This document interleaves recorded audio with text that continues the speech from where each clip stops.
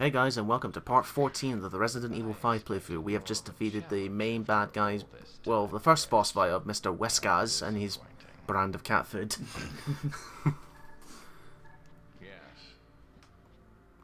Put me through to IAMS immediately. No, I don't want you to put that payment through to him. I'll deal with them later, once I've fed my pet. Joe, where have you been in the first boss fight? Don't you? Yeah, that was a bit odd. Like, we saw her when the first fight began to begin with, but besides that one scene where she shoots me with a machine gun in the last part, she was nowhere to be seen. Come on, it's me, Chris. I got it. She was hiding in the hallway with a box of popcorn. But now that your partner has arrived, I'll leave you two to catch up. Wink, wink. A nice cup of tea. Get yourself together, wake up! Jill Valentine!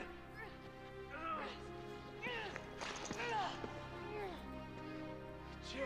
Remarkable. Still resisting at such an advanced stage. Commendable. Oh god, not the button! Not that damn button! No more time for games, Chris. I've got work to do.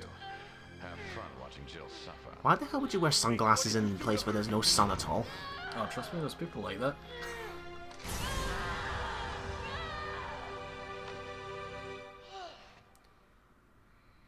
That thing on her chest, that's where the drug is stored to keep her in mind control. Now, this is our boss fight with Jill. This is where you need to work together really well with your partner, and you need to have your weakest weapons for a change, not the strongest, the weakest. Take it because you can't kill her. Yes. You need to remove that device off her chest without killing her. You do this by while one partner restrains her while the other goes and tries to pull it. It'll begin to spark. The more sparks it has, the better chance it'll come off. But you can shoot it 1 to 2 or 3 times with your handgun, but do not shoot it too many times, otherwise you will kill her. Jill, what are you doing? And that's where you need to be really accurate. Like you saw, I did a mistake where I shot her up.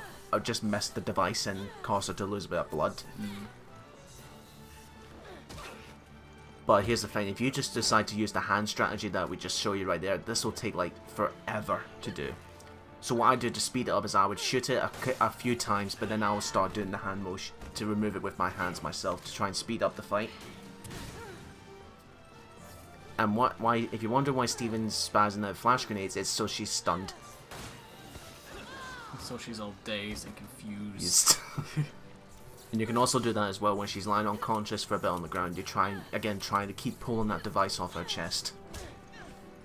Wow. Got hit in the face there really bad, Stevie. Answer me. You're not Spider-Man. It's me, Chris. Would you recognize me? The reason, and for Chris players, they can shout out to Jill to try and get through to her to get, again, she's trying to remember who she is, but this device is keeping her from doing so. So with the square button, you can constantly shout to her, you know, hey, it's me, do you recognize me? Stop doing this, you know, that kind of shite.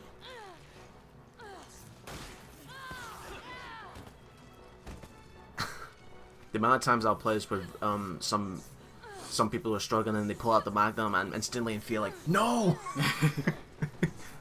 Use a handgun. It's weak and she'll still be alive.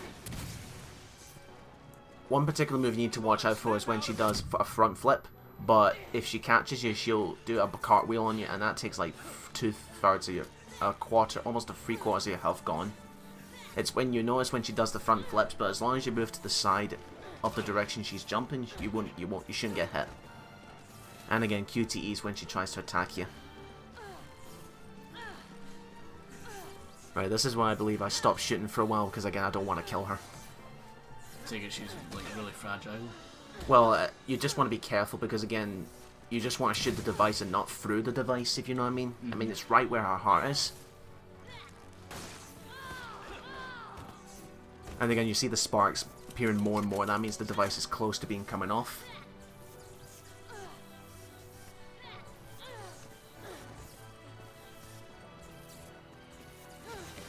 And that kick as well, you need to watch out. You actually get a trophy if you get the last hit of this device, if you get a partner behind her, you know, grabbing her and restraining her while you pull the device with your hand.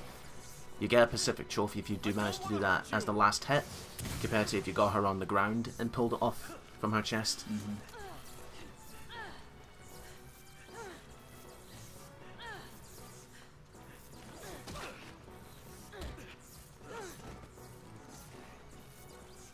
So, but again, like I said, this boss fight can drag if you keep on using that method. Was that the way you did it like the first time you played for this game, like just using the hand methods? Well, the first time I didn't know what to do, but then I realised logically I thought I can't kill her. So I was trying to think, okay, should I use my weakest weapons? And this is when I figured, you know, shoot it a few times, but then try and pull it off with the hand, so we don't risk killing her. I mean, God forbid someone comes into this boss fight and then pulls out the rocket. Yeah, she's free now.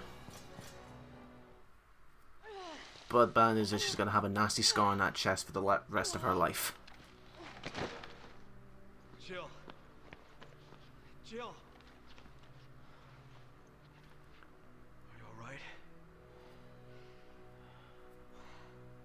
What do you think? Luigi? I don't know about you, but like you said before in the previous part, you saw last time I saw her, she had brown hair. I don't know how if she shoots the blonde. I couldn't control my See, I always knew her with brown hair, so like, it kind of looks a wee bit weird with blonde. But like I said before, the result of the blonde hair is because of the experiments that Wesker did on her. Chris and Jill have been partners ever since the first game in the mansion. That's where they were, you know, they would take care of each other, you know, but here's the thing about the two of them. They have a close friendship, but, you know, professionally they're trying to keep it professional, but if you've known the characters from the beginning and they keep on doing this, you know that it's more than just professional for each other.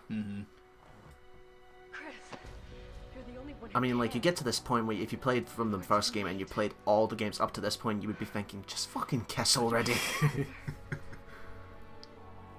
But I think it was actually hinted in a magazine when Resident Evil 6 was being developed, in a peculiar magazine. It wasn't mentioned in-game, but in a magazine, the one paragraph was describing Chris, you know, as the character you'd be playing as, and one paragraph said, after a long time, he married his longtime partner, Jill Valentine. So they end up getting together? I would think so. I mean, it's obviously that they care for each other. You're our only hope to survive this.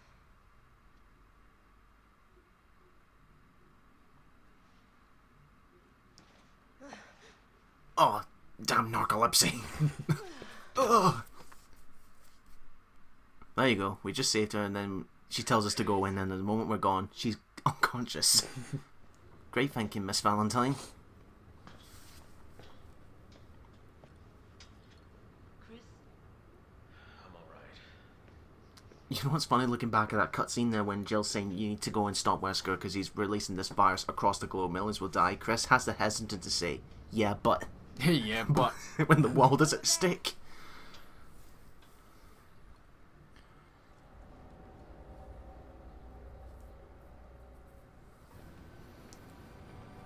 Albert, the IAMS deal has gone underway. Good. That meme's never gonna die in the count game, isn't it? Well, assuming if Lee will ever catch up to it. Now, before we continue our adventure, we conclude our adventures on the boat, we're going to take a little detour into the last DLC chapter, Desperate Escape. And this is when Abby comes back to help. Good. You are awake. Wait a minute. Wait a minute, where's my petition? Who are you? Now this is where the Desperate Escape is essentially the end of the story from these two's perspective, from Josh and Jill. It explains how they escape the facility while Chris and Sheva go off to deal with Wesker.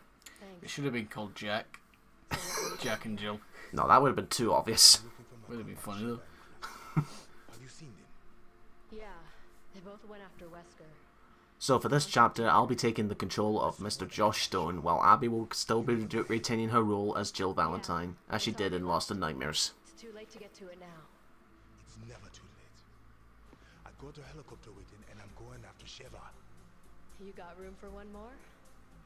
There's always room for a beautiful lady. Ayo. To all the girls. Just the pretty ones. Come on, let's go. Right, let's continue on.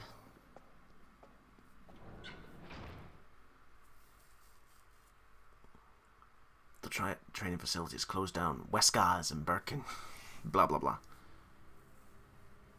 So here we are, desperate escape.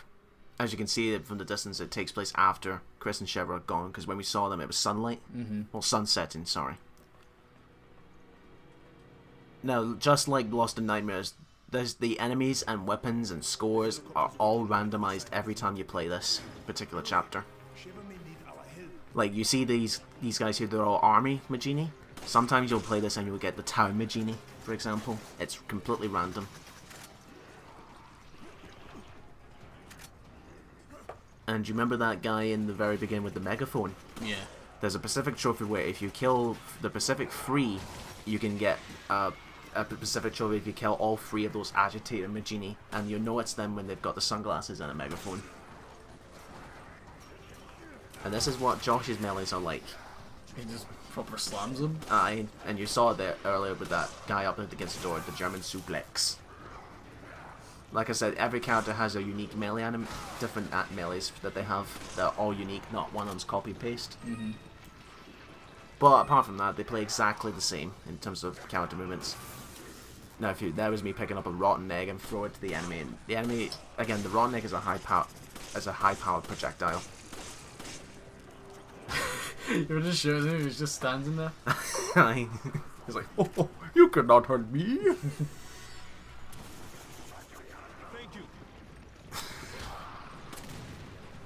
And that'll be Abby taking on the role. Holy shit, he's gonna blow! That's the thing as well, it's only in this particular chapter when the enemies start exploding upon death. Did they explain why they explode? No, it just happens. Maybe because the virus inside the boys can't take it anymore. Like, fuck this shit, I'm out! The same goes for weapons, actually. Like, see, I've just picked up a sniper rifle from there. Other times it'll be flame grenades, other times it'll be a shotgun. So again, completely random every time you play. That was me taunting there. Josh has a unique taunting animation where he'll pump his chest and say shit like, yeah, that's what I'm talking about. I'm a legend. just there for the sake. Oh, the fucking wrestling moves there. Aye. Oh, that won't be the last time we'll see a wrestling move.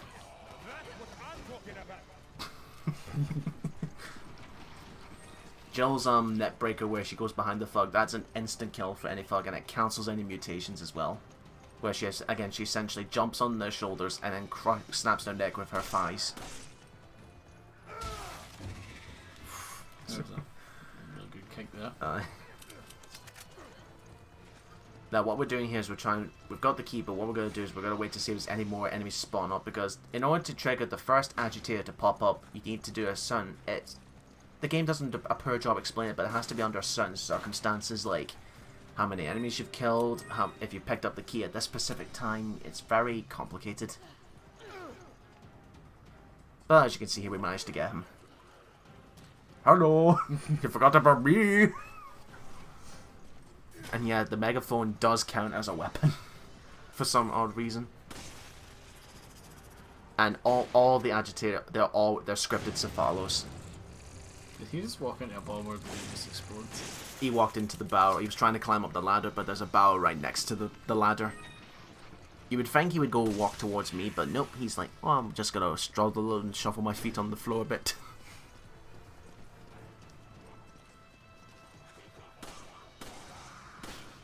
And here's the thing as well, when Abby gets back down here and she comes to this door, there's going to be 2 Maginis that have rocket launchers. Again, rocket launchers, you just want to deal with them instantly because they're high powerful.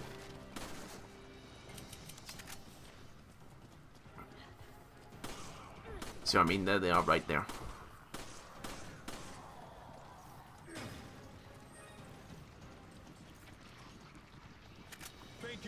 Thank you.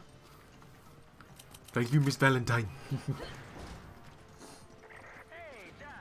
Oh, here's his best mate. I wasn't to you in I'm headed to your position, and I'm bringing a lady. I don't remember picking up women being part of the mission. Is she cute? Show some respect.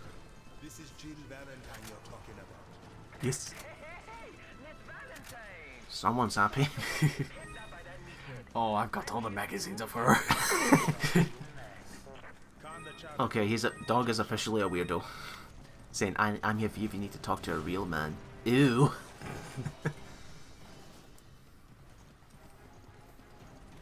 Again, the enemies there are completely random as well. In terms of mini bosses that they throw at you as well. Like, here we are, Gatling gun. But if you had the Tam Magini instead of the base Magini here, it would have been a chainsaw. The deal with the Gatling guns is to shoot their knees, and then you can go for high power melees while they're stunned. But again, you don't want that Gatling gun to fire. Ow. Did he just explode? Aye. All the mini bosses explode. But again, which I do not understand, especially in the context of this.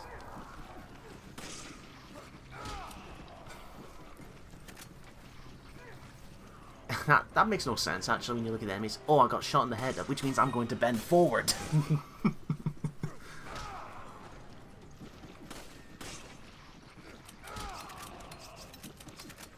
The scores count don't really count towards anything apart from points. So if you really care about leaderboards, go right ahead. Yeah, he's clipping through the door.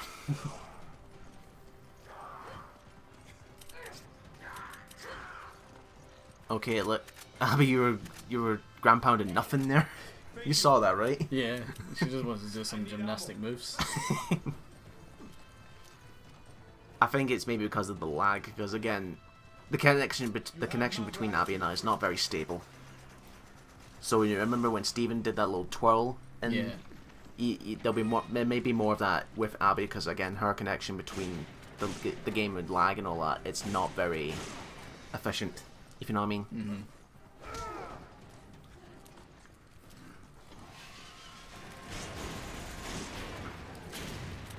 By the way, don't let the colour of the Gatling gun tease you. I think it just has the exact same health as the regular Gatling gun. And with that, we'll see you in the next part, folks.